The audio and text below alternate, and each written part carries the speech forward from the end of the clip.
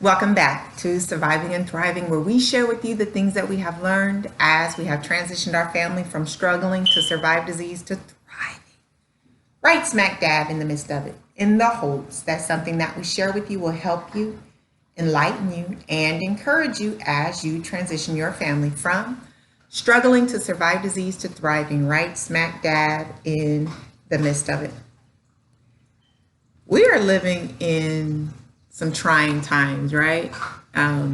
There's a lot that's going on, and they're really stressful times, whether you even understand or realize that you are under stress a lot. One thing that I've learned from all these years of battling and overcoming health issues is that when you're doing what you have to do and you're focused on what you have to do to get through, and big things are coming at you, right? You can be getting these reports that you're trying to fight with everything in you, saying, no, that's not me.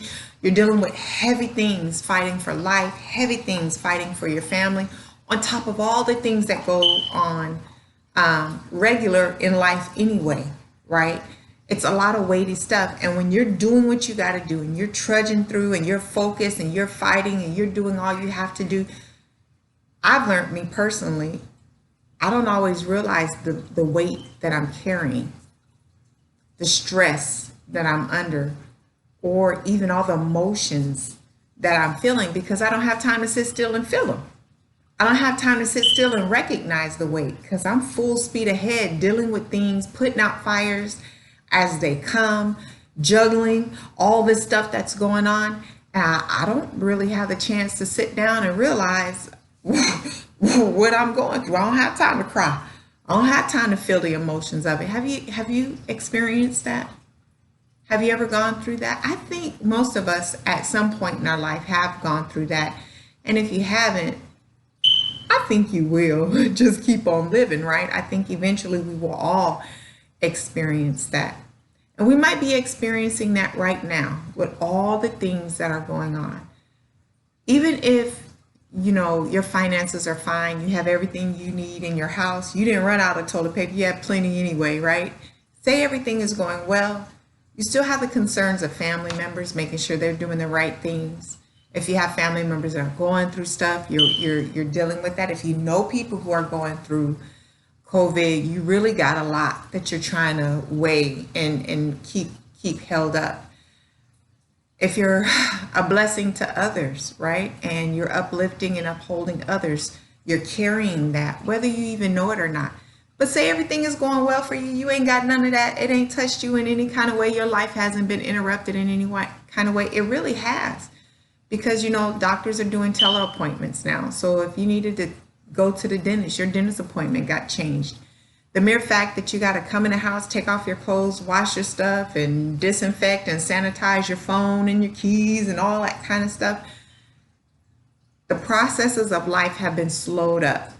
You've been inconvenienced, whether you know it or not. If you had to wait to get in a grocery store, if you went to the grocery store and couldn't get what you needed, things in your life, the processes of your life have been inconvenienced, slowed down in some ways that you're not used to. And that even alone by itself can carry a weight, but it definitely does when you're dealing with medical issues. If you have had to be hospitalized, I had to go to the emergency room and deal with some stuff during this, and then your loved ones can't come in. You need a family member when you're in the hospital. You need someone to think for you and to talk for you, because you're not always in the place that you need to be to make the soundest of decisions.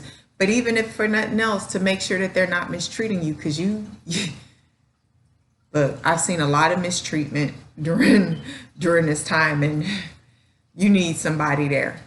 Okay, I go and get treatments, and now you can't bring a loved one in there, and I'm telling you, them people act a fool up in there, and they're not professional in any way, or doing the things that they need to be doing, or taking care of people the way they need to be taken care of. They acting like it's a big party in there. And that's only because they have no accountability. They have no one that they have to be accountable to. And so you need somebody. So when you're dealing with health issues, this has really been an interruption for a lot of us, right? In some type of way, some more extreme than others. So what am I talking about here? What am I getting to here? Is that a lot of times you can be under pressure and stress and you don't even realize it. And sometimes it comes out in many ways. It can come out where you're taking it out on a kid by yelling at them for something that's really not that drastic, or by someone else. And it can shock you when you find out that, ooh, I'm stressed out. So what I want to talk to you about today is having a place of peace, having a place of rest, a place where you can de-stress. It is important that you take the time to find out what it is that helps you to relax, what it is that helps you to step away from the stresses of life. And I've talked about this, years ago in other videos about, celebrate and taking a break and all that kind of stuff. But when you're going through stuff, you have to have a time when you can sit down and release. I used to, when I was going through at a heavy, a really severe state for those years, one of the most frustrating things for me was to have to find new ways to de-stress. I used to could just get up and go play basketball, sweat it out, and I'm good. I can clear my mind. I can think by doing something sports like. I can run, I can lift weights, I can do something athletic, and it'll help me to get back on track and to de-stress. And praying also would help me, crying out to God. But the thing is that I couldn't run to the wall the way that I used to.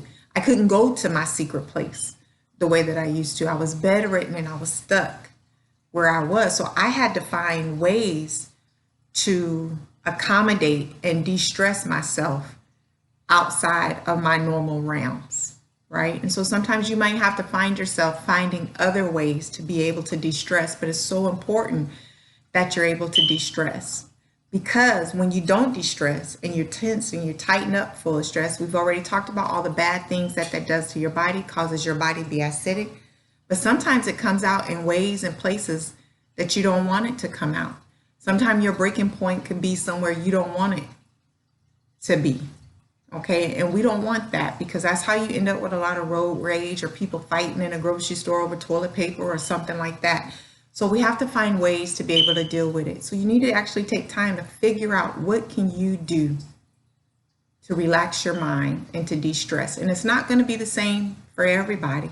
Maybe a long hot bubble bath with some candles might work for you. It helps me, right? Now, the other part of that is when you de-stress, like if you come up with something that you can do, you know what, maybe I can do this. You don't want to de-stress in a way where your mind is just going.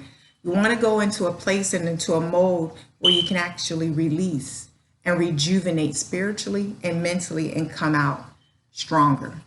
That's so important. Also, if you're bedridden, last thing you need is more time to think, right? When you're bedridden, you have all the time in the world to think. You can't go nowhere, you can't do anything. What you need is an escape to get outside of your mind, because you're very much aware of what you're going through every moment of the day. Every pain, every uncomfortability, you're trapped. You feel like you're trapped in your body. That's how I felt. And left with your thoughts 24 hours. So what I needed was an escape. Sometimes I had to escape my home and just go to a hotel room because a new environment, because at home everything reminded me of what I couldn't do. Probably can't do that right now with the stay in place orders and things that we have going on. It's probably not the safest thing to do.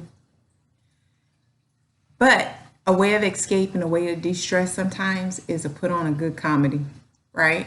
But you still need to find what it is that you can do. Listen to an audio book, read a book, have somebody read to you to release and to be able to step away from your life and what you're going through. For those that are not bedridden, when you're going and you're going and you're going, it is so important to have a place where you can steal away and have time to think. I remember my grandma used to say, y'all hush up. I can't hear myself think. Well, she didn't say it like that. She say, hush up. I can't hear myself think. That's how my grandma talked. But I love my grandma. But she needed some time to be able to hear herself think. I so understand that now. When I was little, I didn't understand it. I'm like, how you not be able to hear yourself think? Everybody can hear their own thoughts, right? But sometimes you need a place where you can sit down and process. You need a place where you can sit down and process and not be going all day long. That's a little bit different from finding a place to de-stress. That's a place where you're sitting down and then you're able to get in tune with who you are, what you're feeling, what you're doing, what direction you should be going in. Should I tweak this or should I tweak that? Because when you're going and going and going and going and you're thinking on the spot, you're not always looking at the big picture. And if you're trying to go from one place to another place, you need to be able to see the big picture so you can know how to direct your pathway. You don't want to just always be making decisions right on the spot and then you look up and you're somewhere you don't want to be. You need time to be able to process what's going on. You need time to be able to get in tune with how you feel. I'm going to tell you this and I'm going to get ready. We're going to call it an end to this video. I kept feeling something in my belly that needed to come out. I'm a spiritual person. I love Jesus and I pray. So if you don't understand what I'm saying, I'm sorry, but some of you will get what I'm talking about. And so I will go on walks, and I needed to go on some walks without my children because I usually take my family with me. I needed to get away because I needed to get what was in here out. I don't know if you can understand that. But I had some times where I was in my room and I was praying, but you know, there's interruptions. Even if they don't want to interrupt you, they interrupt you, right? And as a parent, that happens. So I would have to deal with things, and I kept getting interrupted, and I couldn't get what I was trying to get out of my belly. So I would go for these walks. I go for a walk for about 40 minutes. It didn't come out. Go for another walk, another 4 minutes. There's something in here. And I was walking. I said, Lord, what's going on? Am I upset? Am I sad? What are these emotions? Because I kept asking, what is this in here that I'm trying to get out? And I realized that it was emotions. I said, okay, I'm dealing with some emotions that I hadn't realized. I thought everything was great. Everything was hunky-dory. And I didn't realize the whole gamut of emotions I was feeling from everything that's going on.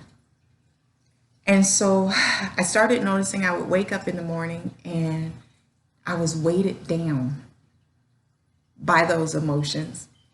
And it got to the point where I didn't know what I was supposed to do today. And I know what I need to do every morning. I know what my schedule is. I know what I got going on. It was like, and I didn't even want to do it. So I would have to find myself praying and praising my way out of that feeling so that I can get the wherewithal to get up and flow, right? Not by might, not by power, but by your spirit, right? And I would have to do that. And so I had told you on I don't know, the last video before last, that I had a doctor who had been acting crazy. She showed her butt a few times, and she actually was trying to provoke a fight several times, and I wouldn't go there. I wouldn't go there with her. And I didn't realize how angry I was on top with that happening. And all those emotions with everything that's been going on all came out at one time. And I really had to just, for several days, get up in the morning and pray and praise and talk to God about it. So why am I sharing that with you? Because it goes along with what we're talking about, right? That even though I've been aware that you can have things going on and not have a chance to sit down and deal with it, or that it may come out in a way that you not want it to come out. Praise God, it didn't come out in a way I didn't want it to come out. But I knew that there was something in here that needed to be dealt with that I hadn't taken the time to sit still and listen and to process with. So I already knew that can happen. I've dealt with this many times before. But even though you have an awareness of it, even though you've overcome those lessons before and you can help other people with it and you recognize it when it comes, there are still times that it can catch you off guard. There are still times when you're in the middle of it and you don't realize you haven't sat down to think. You don't realize you haven't dealt with the emotions of everything that's going on, with people dying around you, with all the things that's going on in the world. So I just want you to be mindful of that, okay? Get you a place of peace and find where you can de-stress. I hope something in there was helpful for you. You remember this? You don't remember anything else? Do you? Be you. Be who God has called you to be, and do what God has told you to do that's best for your life. Until next time. Bye.